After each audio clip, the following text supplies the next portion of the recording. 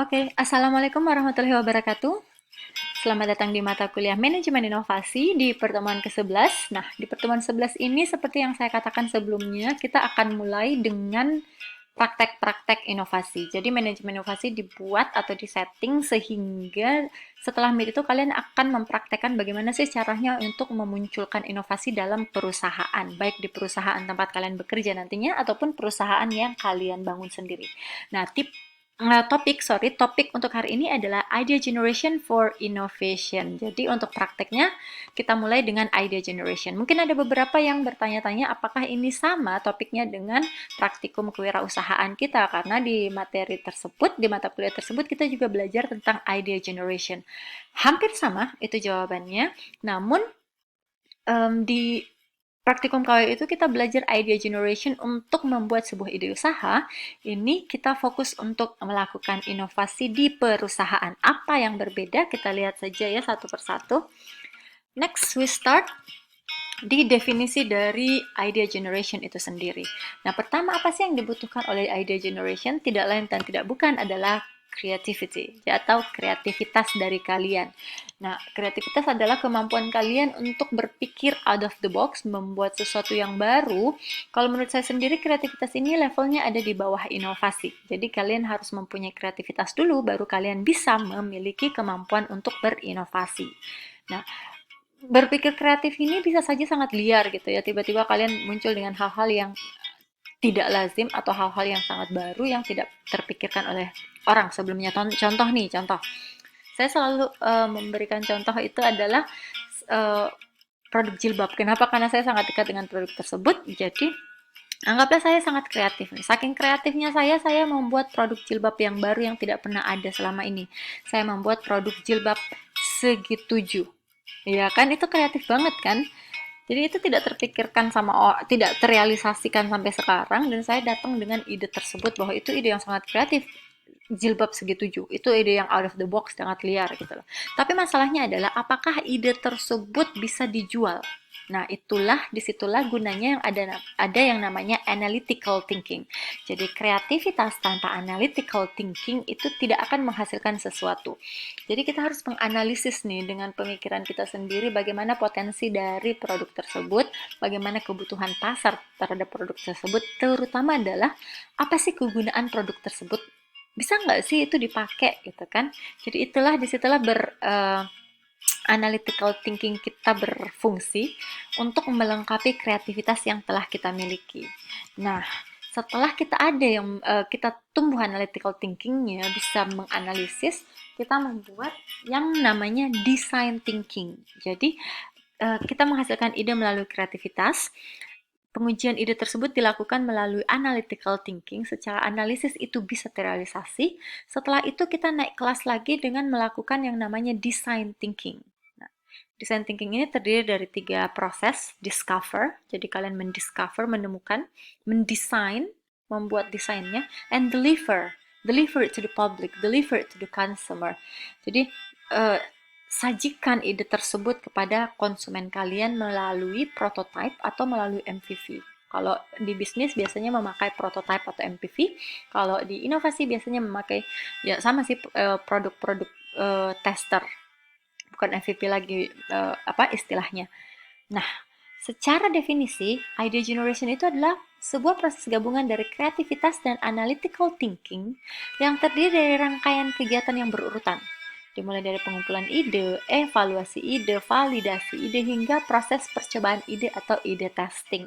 Disitulah yang design thinkingnya berjalan. Nah, next kita lanjut lagi. Apa sih requirement atau kebutuhan atau syarat-syarat dalam melakukan idea generation? Yang pertama adalah inovasi. Ya, jadi tadi saya sudah jelaskan bahwa inovasi itu berada di level yang di atasnya kreativitas, gitu kan. Jadi kalian memiliki kreativitas, lalu kalian meningkatkan kreativitas tersebut menggunakan analytical thinking dan design thinking, melatih kreativitas itu sehingga kalian terbiasa dan melakukan inovasi, kreativitas, ide-ide kreatif kalian mulai muncul. Lama-kelamaan kalian akan memiliki kemampuan untuk berinovasi.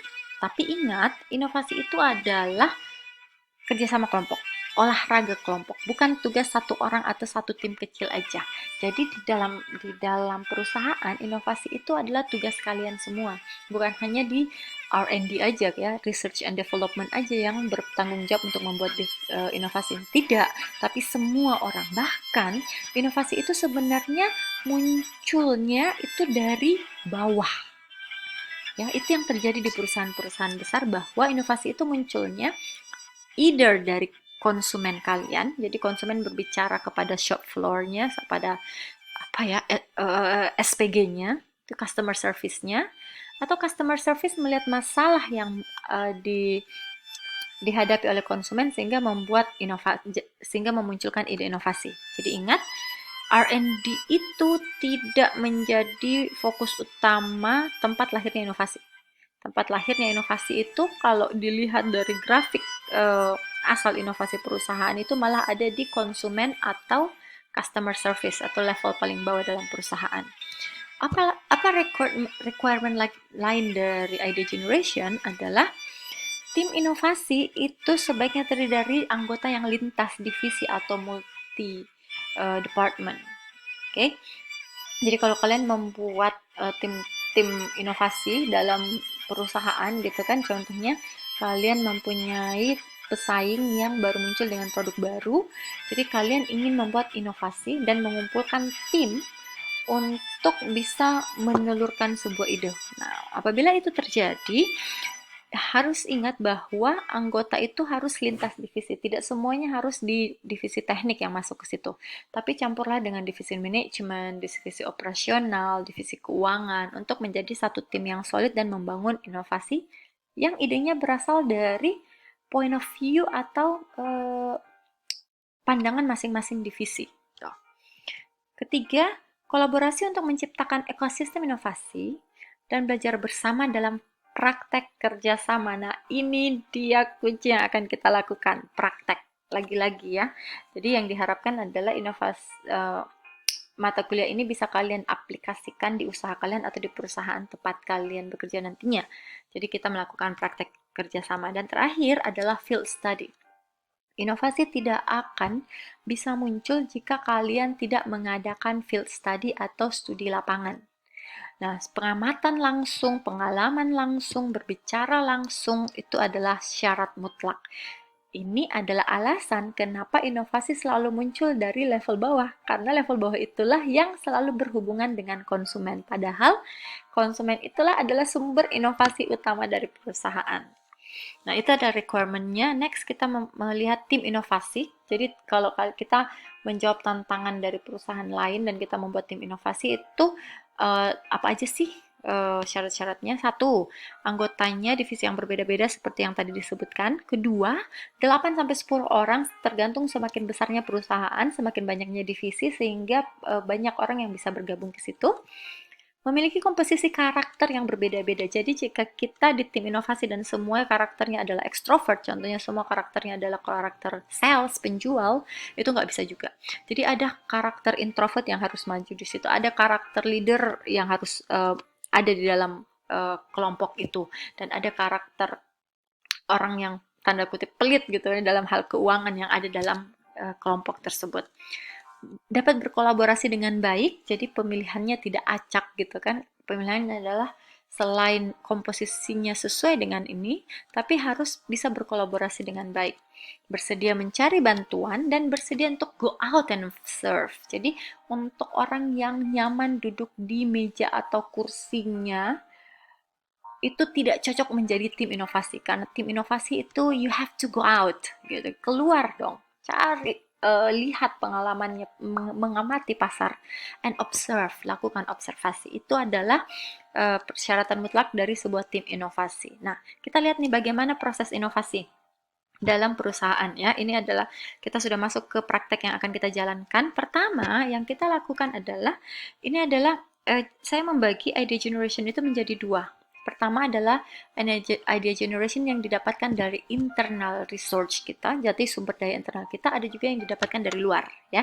Kita mulai dengan internal research. Bagaimana sih caranya untuk mendapatkan idea.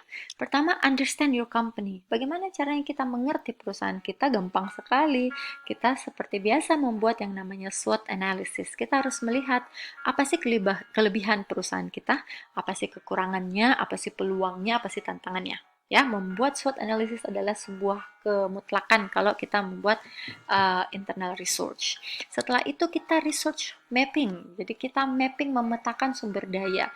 Dalam memetakan sumber daya ini ada dua, sumber daya berwujud dan tidak berwujud gitu kan. Jadi setelah kita mengenal perusahaan kita dengan baik, kita melihat lagi nih apa sih sumber daya yang ada di perusahaan.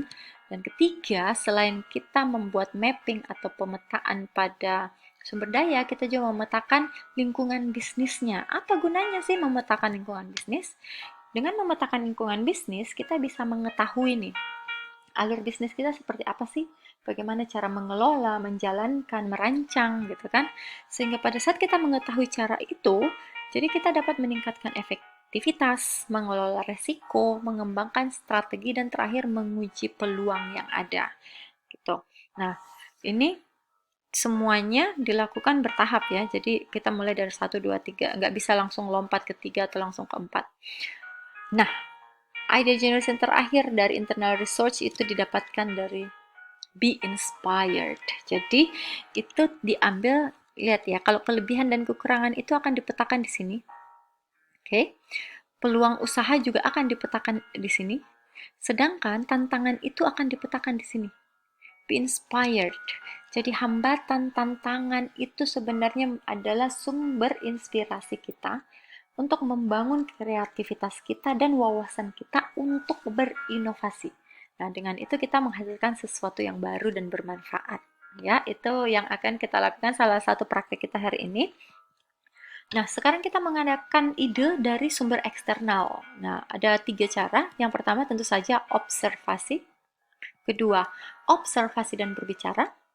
Ketiga, observasi, berbicara, berpartisipasi. Apa bedanya? Ya, observasi berarti kita hanya duduk diam mengamati, gitu kan? Dan observasi dan berbicara itu berarti kita mewawancarai pemilik, itu yang kalian lakukan kemarin, ya. Jadi yang kalian lakukan kemarin itu sebenarnya langkah-langkah untuk membuat inovasi, gitu kan? Apa sih yang harus saya lakukan? Saya harus memetakan masalah-masalahnya. Bagaimana caranya? Saya tidak hanya berobservasi, tapi saya berbicara. Nah, ada juga kalian berpartisipasi langsung, melakukan aktivitas-aktivitas dalam usaha tersebut. Gitu. Nah, secara lebih terperincinya, idea generation itu dimulai dari pengadaan ide. Jadi, ide-ide apa? Brainstorming ide tersebut, membuka ruang, jadi peluang-peluang apa yang kemungkinan bisa terjadi dari ide-ide tersebut. Menangkap ide ini maksudnya adalah memilih ide yang paling cocok dari beberapa ide yang tadi kalian sudah generate. Kalian mengkaji ide tersebut dan menguji asumsi yang ada dengan cara testing. Nah, kita tidak akan lama ya dalam materi ini. Ini kan udah selesai, karena kita akan fokus ke 2 jenis praktek pada hari ini. Oke, jadi kalau ada pertanyaan, kita akan lanjut di sesi Zoom tanya jawab. Saya mengucapkan terima kasih sudah mendengarkan materi ini dan sampai jumpa lagi di materi kita selanjutnya. Assalamualaikum warahmatullahi wabarakatuh.